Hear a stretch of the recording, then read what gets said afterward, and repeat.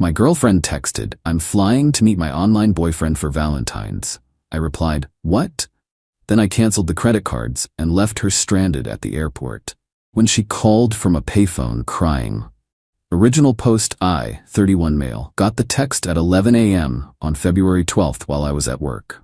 My girlfriend Madison, 29, and I had been together for 4 years, living together for the last 2. The text read, "Hey babe, just so you know, I'm flying out to meet Derek this afternoon. He's my online boyfriend. We've been talking for 6 months. Need to spend Valentine's with someone who actually gets me. Back Sunday night. Don't wait up." I literally stared at my phone for a solid minute, read it 3 times, then typed back, "What?" She responded immediately, "You heard me. This relationship isn't working. Derek understands me emotionally in ways you never could. I deserve to explore this connection. You're too controlling anyway." Controlling? Because I asked her to contribute to rent last month? Because I suggested she get a job after being unemployed for 8 months? Here's the kicker. She was using my credit card to book this flight. The supplementary card I'd given her for emergencies that she'd been using for DoorDash and online shopping. I could see the pending charge on my banking app, $487 to the airline. I didn't respond to her text. Instead, I called my credit card company, reported the card lost, canceled it immediately, removed her as an authorized user on all my accounts, changed my Amazon Prime password, she was always ordering stuff, called my phone carrier, removed her line from my family plan. The whole process took maybe 20 minutes. Then I went back to work. My coworker Jerome noticed I was off. "You good, man?" "Just found out my girlfriend has an online boyfriend she's flying to meet, on my dime." "Bro? What?" "Yeah, apparently I'm too controlling because I want her to pay half the rent." 2 hours later, my phone rang. Unknown number. "Hello? What did you do?" Madison's voice, near hysteric. "Madison, where are you calling from?" "A payphone at the airport. My card got declined. They wouldn't let me board. The Uber app says my payment method is invalid." "What did you do?" "I canceled the cards. You said you're going to meet your boyfriend. Why would I pay for that?" "Because I don't have any money. You know that." "Then maybe you shouldn't have planned a trip to meet another man." Derek isn't just another man. We have a deep emotional connection, something you'd never understand because you only care about money and bills and stupid adult stuff. I actually laughed. Stupid adult stuff? Like keeping a roof over your head? This is abusive. You're financially abusing me. I'm stuck here. Call Derek. I'm sure he'll help his girlfriend out. He can't. He's between jobs right now. Of course he was. Call your mom then, or your sister. Not my problem anymore. You can't just abandon me at the airport. You literally just texted me that you're flying to spend Valentine's with another man. You abandoned this relationship. I'm just making it official. She started crying. "Please, just let me come home and we can talk about this." "Home? You mean my apartment that you don't contribute to?" "Our apartment. Check the lease. It's just my name, has been since day one." "I can't believe you're doing this to me. After everything." "After everything? You mean after I supported you for 8 months?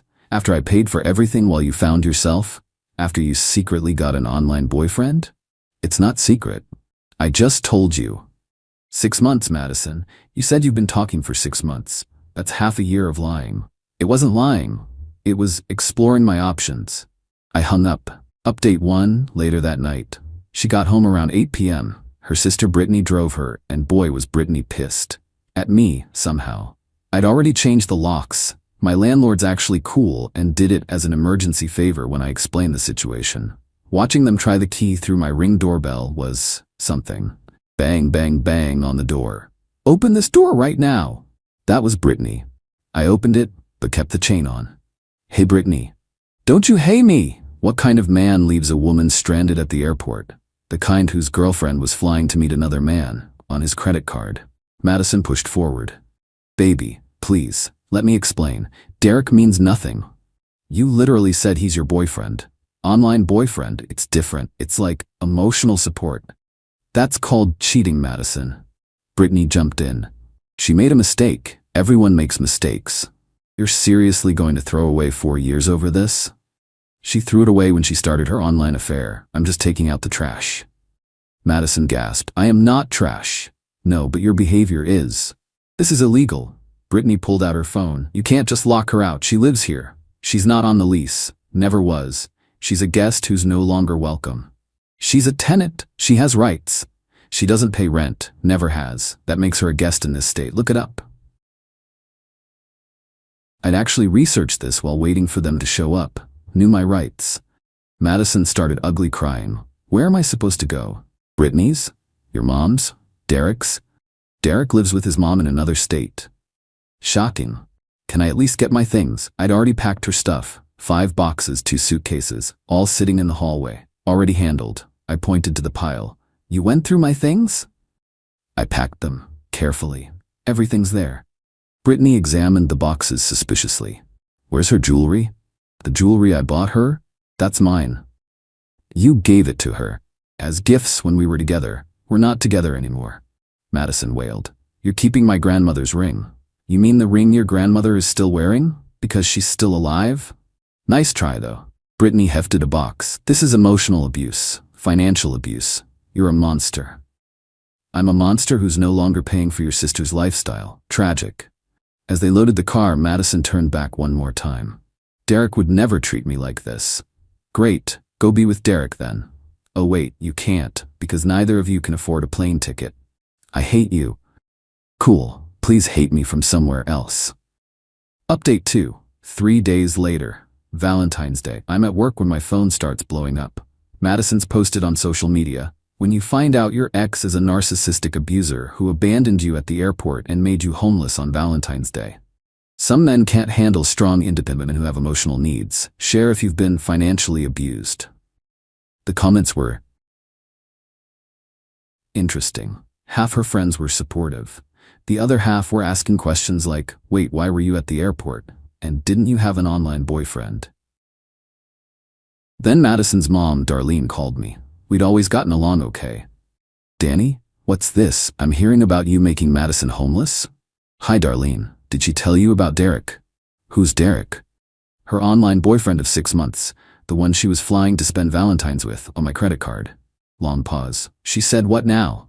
I forwarded her the original text. The line went quiet for so long I thought she'd hung up. That little, and she told me you were cheating. Nope, just paying all her bills while she sexted some unemployed dude online. He's unemployed too? Apparently. Jesus Christ, I raised an idiot. I mean, she's staying with Brittany. Brittany's already complaining. Madison won't get a job, won't help around the house, just sits on her phone talking to this Derek character. Sounds about right. Danny, I'm sorry. I really am. We liked you. Thanks, Darlene. She's trying to get her daddy to pay for a plane ticket. He said no. I said hell no. Small victories. That afternoon, got a text from an unknown number. Hi, this is Derek. Madison gave me your number. I think we should talk about this situation. I screenshot it and sent it to my group chat. The boys were dying. I responded, no thanks. You can have her. You don't understand our connection. I don't care about your connection. She says you're holding her stuff hostage. She has all her stuff. She says you kept valuable items that belonged to her. Everything I kept, I paid for. That's not very gentlemanly. Neither is sexting another man's girlfriend for 6 months, yet here we are. Madison says you're abusive. Madison says a lot of things. How's that working out for you? You gonna buy her that plane ticket? No response. Guess Derek's mom said no too. Update 3. 1 week later. The extinction burst, as they call it, came exactly 1 week after the airport incident. First, Madison tried to break into the apartment at 2 a.m. She still had her key fob for the building entrance, but not the apartment key. My Ring doorbell caught her trying to jimmy the lock with a credit card. Whose credit card, I wonder? She gave up after 10 minutes and left a note. We need to talk. You're being unreasonable. Derek and I are just friends now. Please give us another chance. I love you. Just friends already? That was fast. Next morning, I get a call from my HR department. Someone filed an anonymous complaint saying I was bragging about making a woman homeless and creating a hostile work environment. My manager Brad called me in. Danny, what's going on? I showed him everything. The texts, the doorbell footage, the whole mess. Jesus, your ex is psycho. Yeah. We'll note this as a personal matter. Try to keep it out of the office. Already am. Jerome's the only one who knows. Cool. Sorry you're dealing with this, man. Then came the desperate measures. Madison created a GoFundMe. Help me escape my abusive ex and start fresh. The description was a masterpiece of fiction. According to her, I'd been emotionally abusive for years, controlled all the money, isolated her from friends and family, and when she tried to leave, I sabotaged her escape and made her homeless. Goal: $5,000. She raised $73, all from Brittany. The comment section turned into a battlefield when one of my buddies posted, "Didn't you cheat on him with some online dude?" Madison deleted the whole thing within hours. But the best part? Derek reached out again. "Hey man, I think there's been a misunderstanding about Madison and me.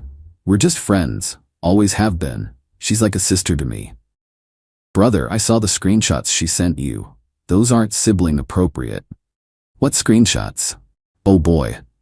Madison had been sending him nudes and telling me they were having an emotional affair. But apparently Derek thought they were just friends. I forwarded him one of her texts to me about their deep romantic connection. His response: "WTF? She said you were separated. She said she was single. I have a girlfriend." You have a girlfriend and you've been talking to Madison for 6 months? As friends, we play the same online game. My girlfriend knows about her. Does your girlfriend know Madison thinks you're together? Holy shit, no. BRB. An hour later, Madison called from Brittany's phone, screaming, "You ruined everything." Derek blocked me. His girlfriend messaged me, "You're evil." I just told him the truth. We were in love. He has a girlfriend, Madison. That's just someone he plays games with. No, that's his actual girlfriend of 2 years. You're the side chick who wasn't even a side chick. I am not a side chick. You're right, side chicks usually know they're side chicks. You're just delusional. She hung up.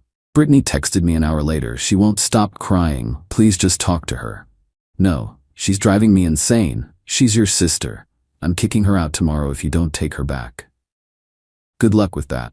Update 4. 2 weeks later, the fallout was swift and brutal. Brittany did kick Madison out, but not before Madison borrowed Brittany's credit card for a shopping spree, told Brittany's boyfriend that Brittany was cheating, she wasn't, broke Brittany's laptop accidentally. Madison moved back with her parents. That lasted exactly 3 days before her dad gave her an ultimatum: get a job or get out. She chose option 3, try to crawl back to me. The text started nice. "Hey, can we talk? I miss you, I made a mistake." Then escalated. "You owe me after everything I did for you. I decorated your apartment, I was there for you." Then turned nasty. "You'll never find anyone like me. You're gonna die alone. I was the best thing in your pathetic life." I didn't respond to any of them. But I did screenshot everything for the restraining order I was considering. The Flying Monkey Brigade was in full effect. Her cousin reached out. "Madison's really struggling. Can't you just help her out a little? She has nothing. She has what she's always had, nothing she's earned herself." That's cold. That's accurate. Her aunt tried. "You lived together for 2 years. Doesn't that mean anything?" It means I supported a leech for 2 years too long. She's not a leech. She's just finding herself. She found herself an online boyfriend. How'd that work out? Even Derek's girlfriend reached out. "Hi, I'm Alyssa. Thank you for exposing Madison. Derek showed me everything. He thought she was just a gaming buddy. She was sending him inappropriate photos he never asked for. We're working through it, but I wanted you to know you did us a favor." "No problem. Sorry you're dealing with this too." She's now messaging all his friends trying to break us up. The girl is unhinged. Yeah, that tracks. Update 5. 1 month later. Madison got a job at a coffee shop. Lasted 4 days before she was fired for giving away free drinks to make friends and showing up 2 hours late because mornings are hard. Her mom called me. "Danny, I'm at my wit's end. She won't work, won't help around the house, just stays on her phone trying to find a new online boyfriend. Can you please just talk to her? Maybe it'll motivate her?" Darlene, no disrespect, but Madison is 29 years old. She needs to figure her own life out. She says you ruined her life. She ruined her own life when she decided to cheat. The Derek thing wasn't even real. The betrayal was real, the lying was real, the entitlement is definitely real. What am I supposed to do with her? What you should have done years ago, stop enabling her. Darlene sighed. Her father wants to kick her out. Good. Danny. Darlene, she's never had consequences for anything. That's why she's like this. 2 days later, Madison was given 30 days to find her own place. The meltdown was spectacular. Brittany posted about it. They weren't speaking, but Brittany loved drama. My sister really just told our parents that kicking her out is abuse and threatened to call elder services. They're 52 and 54. I cannot. Madison tried one more Hail Mary. She showed up at my work. Security called me. There's a woman here, says she's your girlfriend? Ex-girlfriend. Do not let her in. She says it's an emergency. Unless she's literally dying, it's not my emergency. I watched on the security monitor as they escorted her out. She was carrying a box of what looked like my stuff, probably things she'd hidden when she moved out, planning to use them as an excuse to see me. She texted from the parking lot. I have your college sweatshirt and your favorite mug. Let me up and we can talk. Keep them. Consider them a parting gift. You don't even want your stuff back? Not if it means seeing you. You're so cruel. I'm consistent. You should try it. Update 6 weeks later. The universe has a sense of humor. I'm at the grocery store just buying normal stuff when I run into Derek. The actual Derek, in my city. He recognizes me from my social media. Madison had shown him pictures while trash-talking me. Danny? Derek? Most awkward handshake ever. What are you doing here? I asked. Moved here for work. My girlfriend got a job transfer. Madison doesn't know we're here. Congrats on escaping that. Man, I'm so sorry about everything. I genuinely thought she was just a gaming friend. She made our guild super weird. Had to kick her out. She got kicked out of an online guild? She started drama with literally everyone. Told all the women their boyfriends were hitting on her. Told all the men she was single and interested. It was chaos. Sounds about right. How are you doing? Better every day she's not in my life. I heard she's working at a restaurant now. Really? Good for her. Yeah, my girlfriend's friend saw her. She's a hostess at that place downtown, the one with the weird salads. Grove and Garden? That's it. We parted ways, but I was curious. Madison, working? For more than a week? I had to see this. I went by Grove and Garden that weekend with my buddy Tyler, needed a witness. Madison was indeed working. She looked miserable, forcing smiles at customers. She saw me, froze, then tried to act professional. Table for two? Yes, please. She seated us without another word, but her hands were shaking. Tyler was trying not to laugh. Our waiter came by. Can I start you with drinks? Actually, I said, loud enough for Madison to hear, I'm taking my girlfriend here next week. Is the service usually good? Madison dropped a stack of menus. The waiter, oblivious, said, oh yeah, we're great. Special occasion? 6-month anniversary. She's amazing. Actually appreciates everything I do for her. Tyler kicked me under the table, grinning. Madison stormed off to the bathroom. She didn't come back out while we were there. Tyler was dying. Bro, you're evil. She wanted to hurt me. I'm just living my life. You don't have a girlfriend. She doesn't know that. We left a massive tip for the waiter and left. Madison texted that night. I see you've moved on. I didn't respond. She's probably using you for money too. Still didn't respond. I hope you're happy. I was, actually. Final update. It's been 3 months since the airport incident. Life's good. Madison is still working at Grove and Garden Miracle. Still living with her parents? Still single, according to Brittany. They made up, then fell out again, then made up again. Toxic sister's gonna toxic. She tried to start another online relationship with some guy from Australia. He blocked her after she asked him to pay for her plane ticket on their second video call.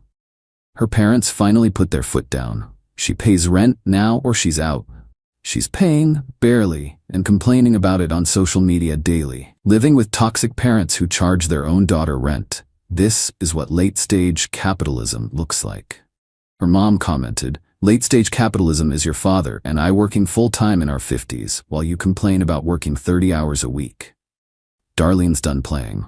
As for me, I'm good. Got a promotion at work. Turns out not having someone draining your emotional and financial resources does wonders for your career. Apartments cleaner. Bank accounts healthier. Mental health's definitely better. Started casually dating someone from my gym. Her name's Nicole. She has a job, her own place, and hasn't once mentioned having an online boyfriend. The bar's underground at this point, but she clears it easily. Madison found out. Small city, people talk. She texted, already replacing me? Classic. I actually responded to this one. Madison, you replaced yourself 6 months ago with Derek. I'm just accepting your resignation. He never meant anything. Neither did I, apparently. Have a nice life. Blocked her for the final time. Brittany messaged me yesterday. Just so you know, Madison tells everyone you're the worst ex ever. Good. She says you financially abused her. By not funding her affair? She says it wasn't an affair. What does she call it? Emotional exploration. Is that what we're calling it? She also says Derek was your fault. How? If you'd been more emotionally available, she wouldn't have needed to find someone else. If she'd been employed, she could have paid for her own plane ticket. LMAO, fair. How's she doing really? Honestly, same as always. Nothing's ever her fault. Everyone's against her. Life's unfair, you know? Yeah, I know. For what it's worth, even my parents think you did the right thing. Thanks. She's already talking to some new guy online, from Canada this time. Good luck to him. He's 45 and married. Of course he is. Life's funny. Madison thought she was trading up with Derek. Thought she'd hurt me by flaunting her online boyfriend. Thought I'd come crawling back when she played the victim. Instead, she played herself. Lost her meal ticket, her housing, her dignity, and even her fake boyfriend. All because she couldn't appreciate what she had and thought she deserved better while contributing nothing. The best revenge? I didn't even have to plan it. Just stopped enabling her and let reality do its thing. Turns out, when you remove the safety net from someone who's never learned to walk on their own, gravity handles the rest. My credit cards are mine. My apartment is peaceful. My life is drama-free. And Madison? She's still at that hostess stand, forced to smile at customers, living with her parents, trying to find another man to fund her lifestyle. Oh, and Derek and Alyssa? They're getting married. Madison found out through the Gaming Guild Discord. Had another meltdown. Got banned from there too. I'm not saying karma's real, but sometimes the universe has perfect comedic timing. Thanks for reading, everyone. Remember, when someone shows you who they are, believe them. And when they try to take advantage of you, show them who you are. Someone who won't stand for that BS. Peace out.